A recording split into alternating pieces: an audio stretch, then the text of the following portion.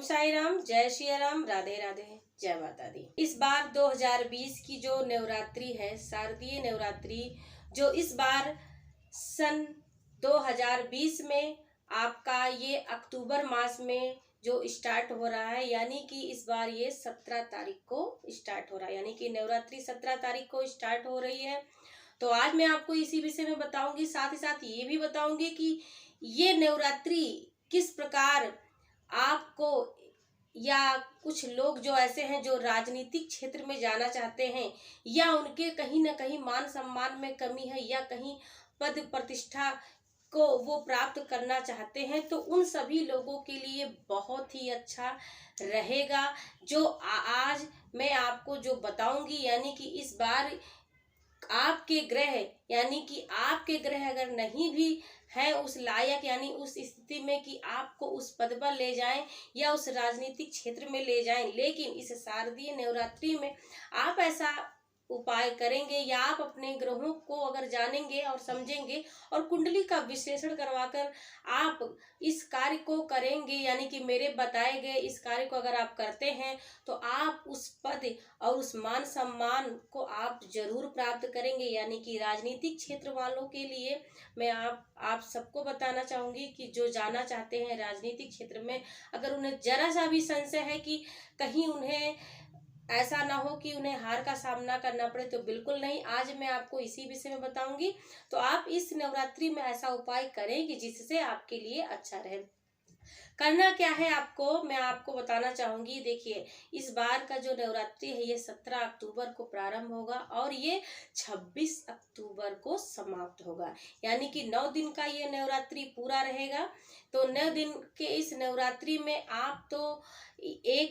आप अपने घर में अखंड ज्योति जरूर जलाएं, यानी कि ये तो सभी को करना है, लेकिन जो विशेष तौर पर कुछ लोग जो हैं कि जो कुछ ना कुछ राजनीतिक क्षेत्र में अपनी किस्मत को आजमाना चाहते हैं, तो वो इस नवरात्रि में अखंड ज्योति और उनको एक नारियल लेकर आना है, यानी कि एक नारियल लेकर आना है। जो कि उनको करना क्या है, उस नारियल में उन्हें ध्यान रखना है कि आवश्यकता कितने जौ की पड़ेगी। उन्हें उसमें 100 ग्राम, यानी 100 ग्राम जौ को और उसमें थोड़ी सी पीली हल्दी मिलाकर, और आप अपने शरीर से ऊपर, यानी इस जौ को घुमाकर उस कलश में आप लगाइएगा, यानी कलश जो आप अपने घर में विराजमान यानी स्थापित करेंगे उस पर आप इसको लगाएं। मात्र 100 ग्राम होना चाहिए जौ, ये ध्यान रखें। और आपको ध्यान रखना है कि इसमें कलश का और अखंड ज्योति का आपको विशेष तौर पर ध्यान रखना है कि इस नवरात्रि में 9 दिन आपके अखंड ज्योति लगातार बिना बुझे आपके जलने चाहिए। और कलश का भी विशेष तौर पर ध्यान रखना है, जो मैंने आपको बताया है कि जितनी मात्रा में आपको जौ लेनी है और उसमें मिलाना है हल्दी, और अपने ऊपर से घुमाकर ये करके आपको स्थापित कर देना है। और आपको नियमित धूप अगरबत्ती, और जिस प्रकार आप पूजा करते हैं, या आप जितनी भी श्रद्धा या आप जितना भी उसमें कर सकते हैं आप उतना करें। और आपको एक ऐसा उपाय मैं बताना चाहूंगी जो अगर आप करेंगे, यानी कि ये तो बहुत लोग करते हैं, लेकिन आप सोचेंगे कि मैंने आपको कहा है कि ऐसा कौन सा उपाय जो करें कि आपके लिए अच्छा है। जो राजनीतिक क्षेत्र में जाना चाहते हैं उनके लिए विशेष तौर पर ये मैं बताना चाहूंगी कि सर्वप्रथम कुंडली का विश्लेषण वो अवश्य करवाएं, क्योंकि कुंडली का विश्लेषण करवाने से ही आपके ग्रहों के बारे में पता चलेगा कि कहीं ना कहीं अगर आपके ग्रहों में कुछ दोष या है तो आप उनको जल्द से जल्द इस नवरात्रि में दूर करें, क्योंकि इस नवरात्रि में एक तो सर्वांग सिद्धि योग और राजयोग इस बार बहुत ही ज्यादा प्रबल रूप से बन रहा है। तो कहीं ना कहीं आपकी जन्म कुंडली में अगर है थोड़ा सा भी योग ये है, और अगर आप इसका उपाय करते हैं, यानी कि अगर आप उपाय करके चलते हो, तो आने वाले समय में आप जिस पद प्रतिष्ठा और जिस मान सम्मान को आप प्राप्त करना चाहते हैं, तो वो आपको लाभ जरूर मिलेगा। तो आप सभी को जो मैंने आज ये जानकारी दी है तो इसको आप लोग जरूर करें, क्योंकि ये कहीं ना कहीं आपके लिए जरूर लाभदायक है। और अगर आप अधिक जानकारी चाहते हैं या आपको कोई बात मेरी समझ में ना आए या आपके मन में कोई भी संशय है तो आप मेरे इस वीडियो में दिए गए नंबर पर कॉल करिए। साथ ही साथ अगर आपको मेरा ये वीडियो पसंद आए तो इसे लाइक और सब्सक्राइब और शेयर करना बिल्कुल भी मत भूलें। तो आज मैंने आपको जो ये बताया तो ये तो हो गया एक राजनीतिक क्षेत्र वालों के लोगों के बारे में। लेकिन अगर कुछ लोग ऐसे हैं कि जो आप चाहते हैं कोई ऐसा अलग कुछ अलग कार्य करना, यानी कुछ और भी कार्य हैं जिनके योग आपके कुंडली में नहीं है, तो इस बार मैंने आपको क्या बताया है कि सर्वांग सिद्धि योग बन रहा है। यानी योग बन रहा है तो कहीं ना कहीं अगर आप क्या 1% भी योग है कुंडली में तो उसे आप कि 70% या 80% तो आप उसे कर ही सकते हैं, मात्र अपने ग्रहों के उपाय के साथ साथ। और साथ ही साथ आप अपने कर्म यानी कि जितना आप थोड़ा मेहनत करेंगे, यानी मेहनत के साथ साथ आपको ग्रहों का भी उपाय करना है तो आप उसमें आपको सफलता जरूर प्राप्त होगी। तो आप इस कार्य को जरूर करें, यानी कि एक तो आप अपनी कुंडली का विश्लेषण करवाएं, साथ ही साथ कुंडली विश्लेषण के साथ आप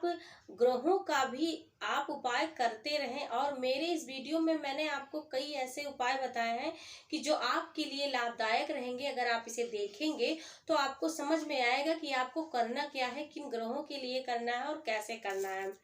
तो आगे मैं आपको और भी जानकारी दूंगी, तो मेरे इस वीडियो को पूरा देखें, क्योंकि आज मैं आपको ये भी बताने वाली हूँ कि आखिर इस नवरात्रि में आप इस विशेष प्रकार की ऐसी कौन सी पूजा करें, यानी किस प्रकार पूजा करें कि जिससे आपके जीवन में खुशियां भी आ सकें। देखिए, ये जो समय हमारा गया, बहुत ही कुछ लोगों का बहुत ही बुरा समय गया, या कुछ लोग ऐसी स्थिति परिस्थिति से अभी भी गुजर रहे हैं कि वो समय यानी कि जो ये लॉकडाउन का समय या जो ये कोरोना जैसी बीमारी यानी महामारी की वजह से जो ये बीमारी फैली, या इस स्थिति की वजह से जो कई लोग अब अपने जीवन यापन करने में भी बहुत ही कठिनाई उनको हो रही है। तो आज मैं आपको बताऊंगी कि अगर वो अपने जीवन में इस प्रकार से कठिनाई झेल रहे हैं तो इस नवरात्रि में अगर वो उपाय करके चलते हैं तो नवरात्रि के बाद उनके जीवन में खुशियां जरूर आएंगी। यानी कि नवरात्रि उनकी जो बीतेगी उसके बाद में उनके जीवन की खुशियां स्टार्ट हो जाएंगी, या उनके जीवन में जिस चीज की कमी यानी धन से लेकर जो समस्या है, या कहीं ना कहीं जो कुछ उनके घर में जो विवाद सा एक उत्पन्न हो गया, पारिवारिक मतभेद, या कहीं ना कहीं कुछ और भी मतभेद हो गए हैं, तो उन रिश्तों को कैसे वो जोड़ के चलें, ये सब मैं आज आपको बताऊंगी। इसके लिए आप पूरा वीडियो जरूर देखें। देखिए, करना क्या है आपको इस नवरात्रि, आपको आपको नियमित स्वास्तिक बनाना है। यानी आपको नियमित स्वास्तिक बनाना है। आपको करना क्या है, एक आपको कागज लेना है और आपको नियमित कागज बदलना है, आपको स्वास्तिक बनाना है। और स्वास्तिक में आप पीले रंग का यानी कि पीले रंग का आप फूल और चावल यानी कि हल्दी उसमें आप डाल दीजिए, और चावल और हल्दी और पीले रंग का फूल यानी पुष्प आपका कोई भी हो, यानी गेंदा हो, कोई भी फूल हो, तो आप उसमें मिक्स करके आप उसमें 9 लौंग मिला के आप उस स्वास्तिक पर रखें। और स्वास्तिक बनाने के बाद में आप उस को आप एक पुड़िया यानी कि आप उसे लपेट के एक पैकेट यानी छोटी सी पुड़िया बनाकर आप उसे नियमित आप माँ के मंदिर में यानी कि माँ के मंदिर जो आपके घर में देवी कोई भी प्रतिमा या कोई भी तस्वीर है उनके सामने आप अर्पित करिए। और जब 9 दिन ये पूर्ण हो जाए तो आप जैसे जिस दिन आप यज्ञ करेंगे यानी कि जिस दिन आप अपनी पूजा का अंतिम दिन यानी कि 9 दिन बाद जब आप यज्ञ करते हैं तो उसमें इसको आप चढ़ा दीजिए। कागज को आपको नहीं जलाना है, केवल उसमें डले हुए आपके जो चावल यानी जो अक्षत थे उस अग्नि में आप इसको डाल दीजिए। आप देखेंगे कि आपके जीवन में खुशियां जरूर आएंगी। तो आपको मेरा ये वीडियो कैसा लगा आप इसके बारे में कमेंट बॉक्स में जरूर लिखें। साथ ही साथ आप मेरे इस वीडियो को लाइक और सब्सक्राइब और शेयर करना बिल्कुल भी मत भूलें। अगर आपके पास डेट ऑफ बर्थ नहीं भी है तो भी आप अपनी कुंडली का विश्लेषण करवा सकते हैं। मात्र आप फेस रीडिंग के जरिए आप